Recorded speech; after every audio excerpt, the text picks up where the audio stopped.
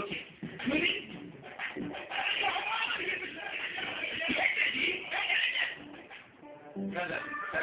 ఏంటండి సముద్రం ఎట్లేదు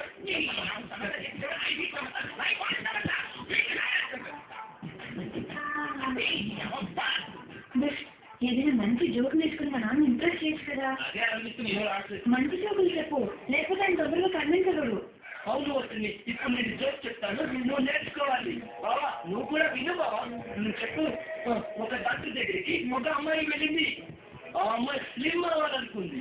డాక్టర్ దగ్గరికి వెళ్ళి స్లిమ్ అవ్వాలండి ఎలా అండి అని అడిగింది. డాక్టర్ ఎక్సర్సైజ్ చేయాలన్నాడు. నాకు రాదు అంది. కొన్ని యోగా చేస్తావన్నాడు. నాకు రాదండి. అప్పుడు డాక్టర్ ఆలోచించి అన్నాడు, నువ్వు ఇలా ఇలా అనగలవా అన్నాడు. దానికి ఏమిటి అనగలను అంది. దానివల్ల ఎలా తగ్గుతాను సార్ అని అడిగింది. డాక్టర్ చెప్పాడు, మీ అమ్మ ఉదయాన్నే టిఫిన్ చేస్తుంది కదా, దానికి ఇలా ఇలా అను అన్నాడు. తర్వాత భోజనం చేస్తుంది కదా, దానికి ఇలా ఇలా అను అన్నాడు. ఒక అమ్మాయి అంది, ఓ ఇది చాలా బాగుంది. అవును నువ్వు అలా చేయి 20 kgs తగ్గుతావని చెప్పాడు. ఆఖరికి ఆ అమ్మాయిని పీచు అమ్మ అని అడిగాడు. అప్పుడు ఆ అమ్మాయి ఏమందో తెలుసా, ఇలా ఇలా అంది.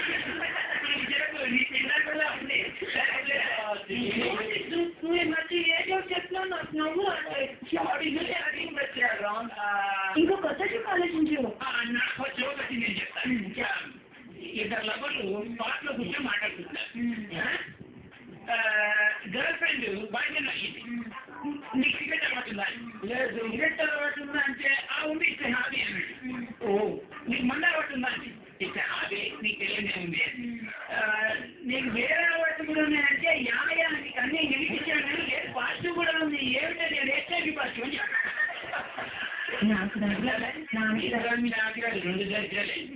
సరే ఇంకోటి చెప్పండి. ప్రాక్టీస్ చేయకపోతే నాన్న ఎలా ఇంప్రెస్ చేస్తాం? ఏదో ఒకటి చెప్పరా జోకు. పోనీ నువ్వు ఏదైనా ట్రై చేయి. నాకు రావు కదా. ఎన్ని జోకులు చెప్పండి. ఒక్క జోకులు నేను ఒక జోక్ చేస్తాను. ఒక ఆఫీసర్ ఉన్నాడు. ఆ ఆఫీసర్కి ఒక బాబు ఉన్నాడు. ఆ బాబు వాళ్ళ అమ్మ దగ్గరికి వెళ్ళి, అమ్మ నేను ఇంట్లోకి ఎలా వచ్చాను అని అడిగాడు. అయితే మీ నాన్న ఇచ్చారా అని చెప్పింది. వాడు ఎక్కడికో వెళ్ళిపోతున్నాడు. ఏంటో సడన్ గా ఎక్కడికో వెళ్ళిపోతున్నాడు ఏంటి అంటే, పక్కింటి ఆంటీ కూడా ఒక బాబు కావాలంటున్నాడు, నాన్నని అడిగి ఒక బాబుని ఇప్పించేద్దాం. ఆంటీ దగ్గరికి వెళ్ళి మా నాన్న ఒక బాబుని ఇస్తారని చెప్పొద్దామని వెళ్తున్నాను అన్నాడు.